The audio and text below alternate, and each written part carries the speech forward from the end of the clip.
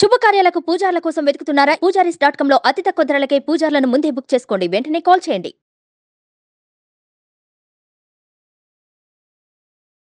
నమస్తే, welcome to Suman TV. నేను మీ యామ్ని.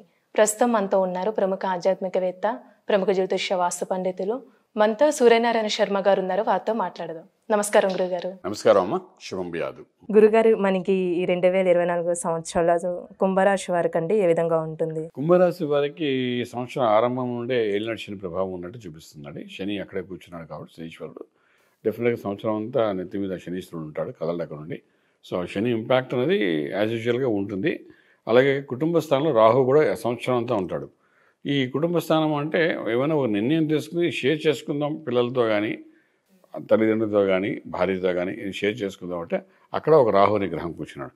అంటే కుటుంబపరంగా షేర్ చేసుకుందాం అన్నా కూడా అక్కడ ఈ రిజల్ట్ అనేది పాజిటివ్గా రాదు. వాళ్ళకి ఒక వ్యాపారం పెట్టాలి, పేరెంట్స్తో అడుగుదాం, లేకపోతే భార్యతో కలిసి కన్సల్ట్ చేసి చేద్దాం అనుకుంటే అక్కడ నుండి కూడా ఒక నెగిటివ్ ఎనర్జీ వస్తుంది వాళ్ళకి.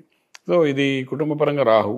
అలాగే 3 ఇంట్లో బృహస్పతి ఉన్నాడు, మే వరకు ఉంటాడు. ఆ తర్వాత అర్ధాష్టమి గురుడు అవుతాడనమాట. సో ఈ గురుడు కూడా పెద్దగా సపోర్టింగ్ క్యారెక్టర్గా ఉండదన్నమాట. ఇంకా మనకు చూసుకుంటే అష్టంలో కేతు ఉన్నాడు. కేతు ఏం చేసే మోక్షానికి మూలం వాడు. అష్టమ కేతు అంటే ఏదో చిన్న హెల్త్ ఇష్యూ తీసుకొచ్చి చిన్న ఆపరేషన్, కటింగ్, స్టిచ్చింగ్ ఏదో ఒకటి చేస్తాడు వాడు. వాడి సంవత్సరంలో ఖచ్చితంగా చేసి పెడతాడు. అలాగే మనకు ఇక్కడ ఆరంభంలో చూస్తే కుంభానికి రాజ్యంలో బుధుడు శుక్రుడు ఉన్నాడు. కొంతకాలం ఉంటుంది, జస్ట్ ఫ్యూ డేస్ ఉంటాడు అక్కడ. జనవరి 1 నుండి ఆ బుధుడు శుక్రుడు అక్కడ ఉన్న టైంలో కానీ ఏదైనా కొత్త వ్యాపారానికి సంబంధించిన ఆలోచనలు కానీ ఏమైనా బిజినెస్ కాన్సెప్ట్ ఏమైనా ముందుకెళ్ళాలని ప్రయత్నం చేయగలిగితే అది కొంత సక్సెస్ చూపిస్తుంది. అలాగే లాభంలోకి వచ్చినప్పుడు ఏంటంటే మనకు రవి ప్లస్ కుజుడికి ప్రభావం కనిపిస్తుంది. రవి ఏకాదశం ఉండడం మంచిదే. అలా ఉన్నాడు కాబట్టి డెఫినెట్గా ఆ నిర్ణయాన్ని బలోపేతం చేస్తాడు, ప్రాఫిట్లో చూపిస్తాడు. ఇదంతా ఓకే. కానీ ఓవరాల్గా నెత్తి మీద ఉన్న శని, కుటుంబంలో ఉన్న రాహు మాత్రం సంవత్సరం అంతా వాళ్ళని ఇబ్బంది పెట్టేస్తున్నాడు. అంటే మంచి చెప్పినా మంచికి వెళ్ళినా అక్కడ నుండి చెడు ప్రభావమే జరుగుతుంది తప్ప మంచి జరగదు వాళ్ళకి. కుటుంబంలో నలుగురు మంచి చేయాలని వెళ్తే మనం చెడ్డవాళ్ళం అవుతుంటాం. అలాగే నెత్తి మీద ఈ శనీశ్వరుడు ఉన్నాడు కాబట్టి ఏ పని అడుగు పెట్టాలన్నా మనం చేయాలనుకున్న నిర్ణయాలు కూడా మన పక్క వాళ్ళ చేయాల్సిన పరిస్థితి ఏర్పడుతుంది. ఫర్ ఎగ్జాంపుల్ మనం మీరు ఒక ఫ్లైట్ టికెట్ కొనాలనుకున్నాం. ఫ్లైట్ టికెట్ కొనాలంటే మన తరఫు నుండి ఒరే నువ్వు కొనేయాలి, నీకు డబ్బులు నేను పంపిస్తాను అంటే చాలా బెటర్. మనం కొన్న టికెట్ కొంటాం, కానీ ఆ ఫ్లైట్ డిలే అవ్వడము, లేకపోతే ఆ ఫ్లైట్ మిస్ అవ్వడము, లేకపోతే ఆ ఫ్లైట్ కొంచెం 2 రోజుల తర్వాత అంటే ఏదో ఒక డిస్టర్బెన్స్ ఆ ఫ్లైట్ టికెట్లో ఉంటుంది. సో అలా మనం చేసేదానికంటే మన దగ్గర అసిస్టెంట్స్ ఉంటే వాళ్ళ చేత చేయించుకోవడం, వాళ్ళకి డబ్బులు పే చేయడం, అలా కానీ రన్ చేసుకోగలిగితే సంవత్సరం అంతా బాగుంటుంది. 90% మనం చేయడం అనేది కొంచెం ఆగాల్సి వస్తుంది అనమాట. అలా ఉండవలసి వస్తుంది. గురుగారు, ఇప్పుడు కుంభరాశి వారికి ఆదాయం పరంగా ఇయర్ ఏ విధంగా ఉంటుందండి? ఆదాయం అన్న దానికి ఒక రకంగా చూస్తే మాయాధనం వస్తుంది, కొంత ప్రాఫిట్స్లో ఉంటారు. నష్టమైతే జరగదు ఈ సంవత్సరం, ప్రాఫిట్గా ఉంటుంది. కానీ స్ట్రెస్ ఎక్కువ వెళ్ళిపోతుంది. ఇప్పుడు డబ్బు సంపాదించడం 2-3 రకాలు ఉంటాయి. ఒక రకం అంటే ఇప్పుడు మేము మాట్లాడుతూ డబ్బు సంపాదిస్తాం. మేము మంచి చెప్తాం, జ్యోతిషి చెప్తాం, మాకు డబ్బులు ఇస్తారు, దక్షిణ రూపంలో ఇస్తారు మాకు. సో ఇందులో మా స్ట్రెస్ ఎక్కడుంది? బ్రెయిన్తో వాడే తెలివితేటలు అంటే ఆలోచన శక్తి ఎప్పుడో నేర్చుకున్న విద్యని ఇంప్లిమెంట్ చేస్తాం తప్ప ఎక్కువ స్ట్రెస్ ఎక్కువ ఉండదు.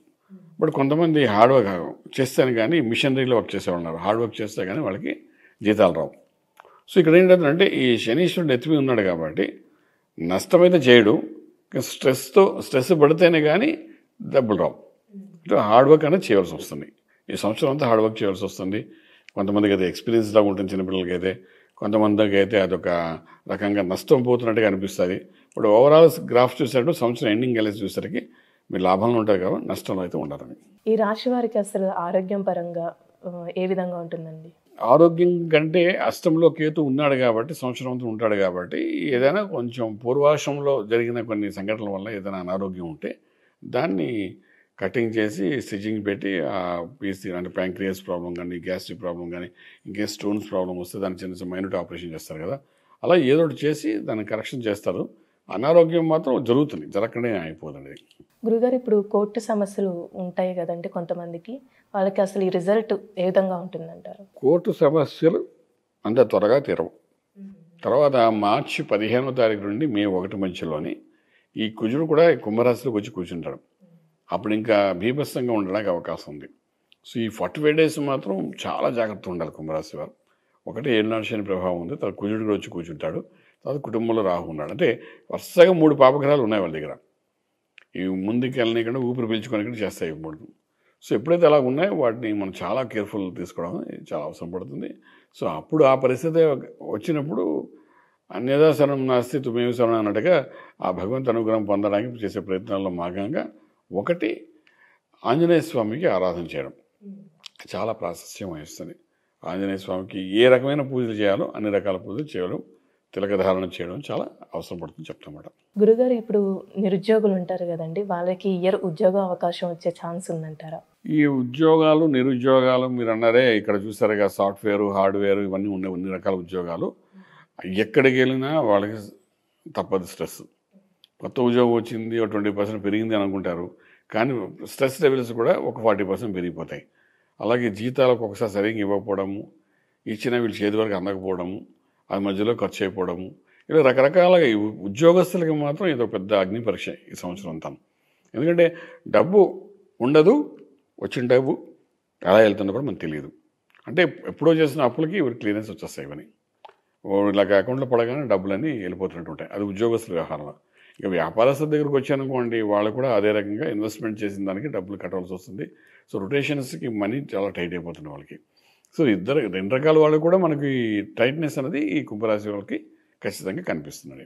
గురుగారు, ఇప్పుడు వివాహ ప్రయత్నాలు చేస్తున్న వాళ్ళకి అసలు ఈ ఇయర్ అంటే కుదిరే అవకాశం ఉందంటారా? కొంచెం అవన్నీ వెనకంజి వేస్తే బాగుంటుంది. ఈ సంవత్సరం వివాహం అనుకోండి, శుభవార్తలు శుభకార్యం అనుకోండి, ఇంకేదో గృహప్రవేశం అనుకోండి, శంకుస్థాపన అనుకోండి, ఇవన్నీ కూడా కొంచెం మనకు సంబంధం లేదన్నట్టుగా కొంతకాలం ఉండగలిగితే బాగుంటుంది ఈ ఏడాది అంతా. ఈ ఏడాది అంత పాజిటివ్గా వాళ్ళకి సక్సెస్ఫుల్ చేసే అవకాశం అయితే లేవు. గురుగారు, ఈ రాశి వారికి ఎలాంటి పరిహారం చేస్తే మంచిదండి? పరిహారం అంటే మనకు శివునికి ఆరాధన చేయడం, అభిషేకం చేయడం, ఆంజనేయ స్వామి యొక్క ఆరాధన చేయడము, స్పెషల్లీ ఉదయం లేవడము, ఆంజనేయ స్వామికి ఆరాధన చేసుకుంటే సంకట విమోచన జరుగుతుందండి. సంకట విమోచన అంటే కొంతవరకు ఈ సంకటం అనేది వీళ్ళ జాతకంలో ఉంది. అన్లెస్ అంటే దశలు బాగుంటాయి కానీ ఈ కుంభరాశి వారి యొక్క లైఫ్ బాగుండదు.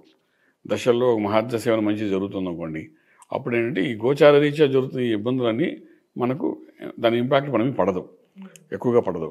కానీ దశలు బాగాలేకపోతున్న మాత్రం టోటల్గా గ్రౌండ్ లెవెల్కి వచ్చేస్తారు వీళ్ళు. అంటే కొంచెం జాగ్రత్త పడాలి. అభిషేకం మనకు ఆంజనేయ స్వామికి ఆరాధన చేయాలి, లేదంటే శివునికి అభిషేకం చేసుకోవాలి. చాలా చక్కగా తెలియదు గురుగారు, ధన్యవాదాలండి. శుభం వ్యాధం.